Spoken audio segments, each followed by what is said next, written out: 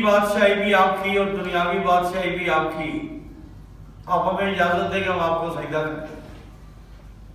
تو نبی صاحب نے فرمایا کہ نہیں، اللہ کے علاوہ کسی کو سجدہ نہیں ہے۔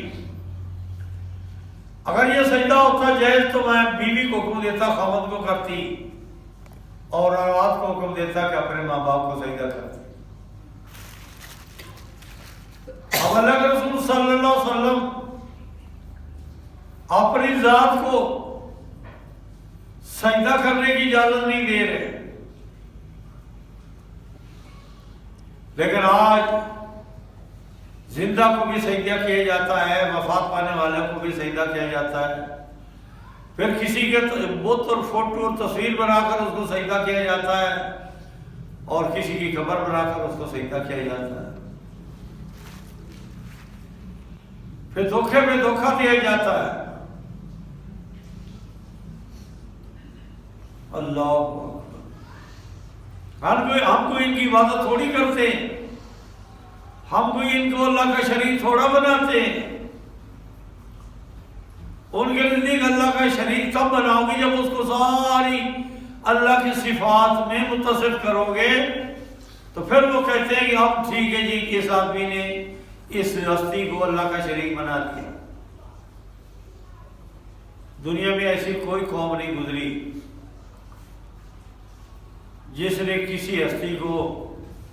ایسا سمجھا ہو جیسے اللہ کو سمجھتا ہے، کہ خالق بھی وہی ہے، مالک بھی وہی ہے، ساری صفات ساری شانیں اس کے اندر وہی ہیں جو اللہ کی ہیں۔ مالک الملک نے قرآن مجید میں سارے گویا سوالوں کا جواب دیا ہے۔ یہ نبی کے رسول کے زمانے میں جو شرک کرتے تھے، جنہوں نے 360 ولی اور نبیوں کے فوٹو اور بت اور تصویریں اور شکلیں بنا کر کعبے کے اندر رکھی ہوئی تھی، ارد گرد رکھی ہوئی تھی، اللہ فرماتا ہے ان سے پوچھا جائے وَلَا إِن سَأَلْتُم مَّن خَلَقَ السَّمَاوَاتِ وَالْأَرْضَ، اگر آپ ان سے پوچھیں کہ آسمان زمین کا پیدا کرنے والا کون ہے، سَيَقُولُونَ اللَّهُ، وہ کہتے اللہ۔ یہ تو انہوں نے نہیں کہا کہ آسمان زمین کو جیسے اللہ نے ایسا اللہ پیدا کرتا ہے اس طرح ہم ابراہیم علیہ السلام کی پوجا کرتے ہیں، ابراہیم علیہ السلام بھی پیدا کر لیتا ہے، ہم اسماعیل علیہ السلام کی پوجا کرتے ہیں، اسماعیل علیہ السلام بھی پیدا کر لیتے ہیں۔ حتیٰ کہ رب العالمین نے پوچھا، نبی کے اسلام کے اوپر یہ آیت ہے، والے انسان تم، اگر آپ ان سے پوچھیں من بیدی ملکوت کل شیء یجیر ولا یجار ولا، پوچھو اس ابو جہل سے اور مکے مدینے اور ارد گرد والوں سے کہ وہ ذات کون ہے جس کی اختیار اور جس کی تصرف، جس کی ذات کے پاس حکومت ہے ہر چیز کے اوپر، پتے پتے پر جس کی حکومت ہے، ڈالی ڈالی پر جس کی حکومت ہے، پہاڑوں دریاؤں سمندروں سمندر کی مخلوق پر جس کی حکومت ہے، جو پرندوں پر حکومت کرتا ہے، جو جسوموں پر حکومت کرتا ہے، جو سورج چاند ستاروں پر، رات دن پر،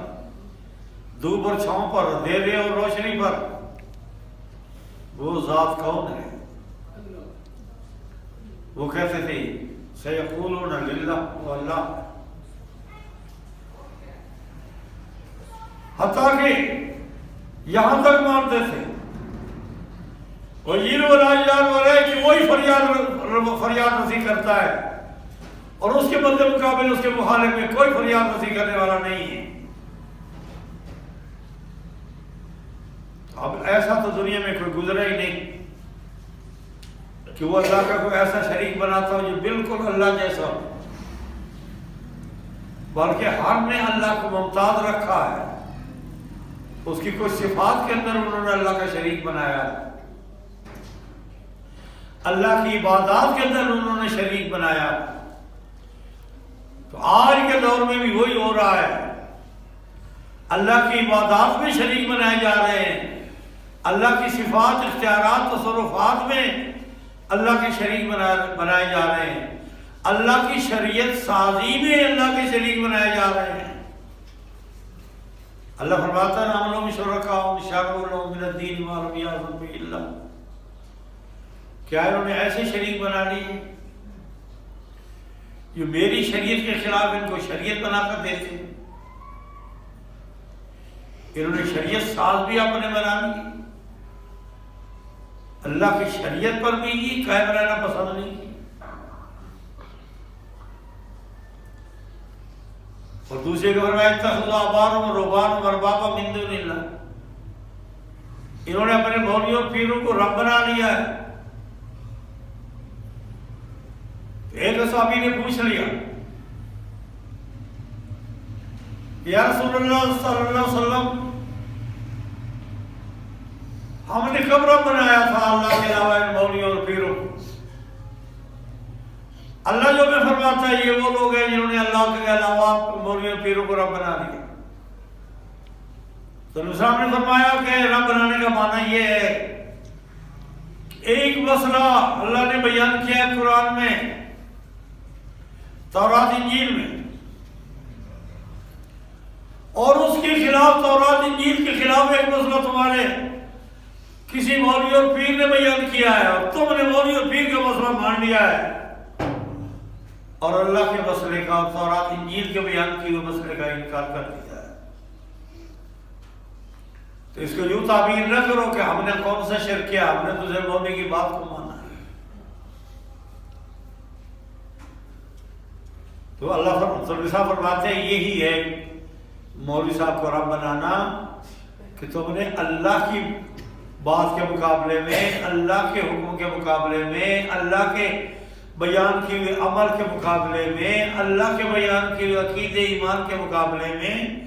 تم نے جب اپنے مولوی اور پیر کی یا کسی اپنے بڑے کی بات کو مان لیا ہے تو تم نے اللہ کے ان کو شریک بنایا ہے، ان کو تم نے رب بنایا ہے۔ جہاں اللہ کو رب مانتے ہو وہاں تم نے اپنے مولوی اور پیروں کو بھی رب بنا دیا۔ کتنی واضح واضح رب العالمین نے باتیں کر کے سمجھایا کہ بات صرف اللہ کی چلے گی، شریعت صرف اللہ کی چلے گی، ایمان صرف، دین صرف، شریعت صرف اللہ کی بنائی ہوئی چلے گی، اس کے خلاف نہیں کرنا، اس کے خلاف کرو گے تو تم مارے جاؤ گے۔ ایک جگہ اور بھی ایک انداز اختیار کیا اللہ رب العزت نے۔ بعض لوگ کہتے ہیں جی ہم نے تو کسی کی بات کو نہیں مانا۔ ٹھیک ہے، اب اگر کسی برادری کے بڑے یا کسی قوم کے بڑے یا حکومت کے بڑے یا پیر یا مولوی کی بات کو مانتے تو پھر ٹھیک ہے، اللہ کا فرمان صحیح کہ ہم نے اس کو رب بنا لیا۔ ہماری تو اپنی رائے یہ ہے، اپنی پسند یہ ہے، ہمارا اپنا ارادہ یہ ہے کہ اللہ والے مرتے نہیں، مولوی کی بات نہیں، ہم نے تو اپنی بات کی ہے، ہمارا اپنا ذہن یہ، ہمارا اپنا عقل یہ کام کرتا ہے کہ اولیاء اللہ مرتے نہیں، نقل مکانی کرتے۔ تو فرمایا افرأیت من اتخذ الہہ ہواہ، اس آدمی کو تم نے نہیں دیکھا جس نے اپنے دل کی بات، اپنی خواہش، اپنی مرضی، اپنی پسند کو الہ بنا لیا ہے اور اپنی بات کو صحیح سمجھتا ہے، اللہ کی بات کو غلط سمجھتا ہے۔ اور انہوں نے مولوی اور پیر کو رب بنایا، تو نے اپنے آپ کو رب بنا لیا۔ اللہ کی بات کے مقابلے میں جیسے مولوی اور پیر یا کسی بڑے کی بات کو ماننا یہ شرک ہے، اور اس کو رب بنانا ہے۔ اسی طرح اپنی بات کو ماننا، اپنی عقل پہ اور اپنی مرضی مشیت اور اپنی فیصلے پہ راضی خوش ہونا اور اللہ کے فیصلے کو صحیح نہ سمجھنا، یہ بھی اللہ کے ساتھ شرک ہے، یہ بھی کفر ہے۔ اسلام کا معنی ہے تابعدار ہونا۔ تابعدار ہونے کا معنی یہ ہے کہ تیری کوئی نہیں چلے گی،